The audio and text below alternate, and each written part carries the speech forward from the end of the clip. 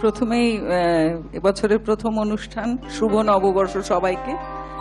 CTVN এর কর্তৃপক্ষকে অনেক কৃতজ্ঞতা যে আমাকে এই কবি পক্ষের শুরুতেই আর কি, এখনো যদিও স্পেশাল অনুষ্ঠান হয়নি, আমাকে যে আমন্ত্রণ জানিয়েছেন এই জন্য আমি খুব কৃতজ্ঞ।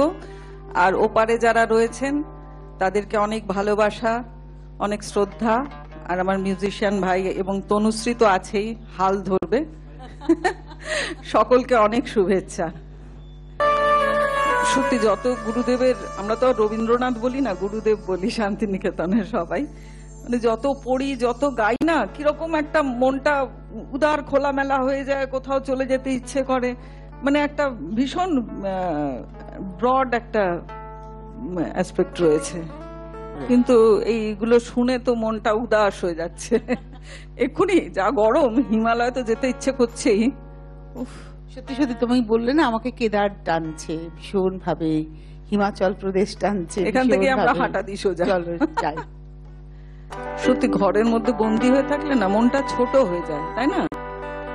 তুমি যদি সারাক্ষণ বাইরে, মানে তুমি বিভিন্ন জিনিস দেখবে, তবে তো আহরণ করবে সেখান থেকে।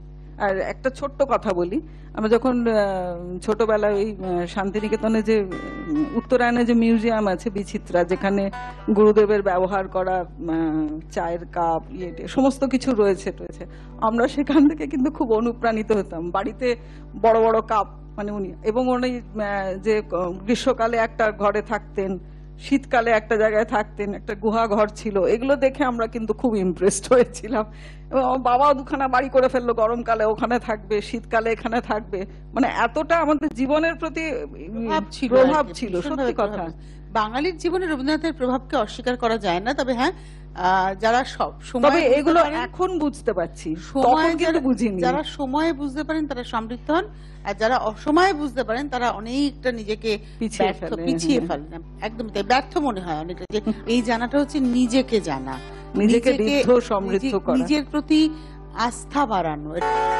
একটা কথা, ওই যে যখন গাইলাম না, এই তো ভালো লেগেছিল, ওটা শেষ কথাটা আছে যে ওদের আছে অনেক আশা, ওরা করুক অনেক জড়ো, আমি কেবল গেয়ে বেড়াই, চাইনে হতে আরো বড়।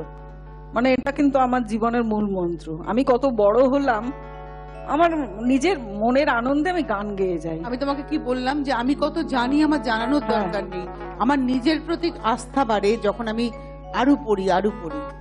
ওই যে ওরা অনেক কিছু জড়ো করে না, দেখবে এটা চাই সেটা চাই, আমার জীবনে কিছু চাহিদা নেই, আমি সুন্দর করে খালি গান গাইতে চাই, মানে গান গাইতে গাইতে যেন আমি চলে যাই, এটাই আমার একমাত্র ইচ্ছে। ভেঙে, মানে ঘরের চাবি তালা ভেঙে আর কি তো বেরোলাম, এবার বাঁধন ছিঁড়তে হবে, তবেই তো বিশ্বপতি খাওয়া যাবে।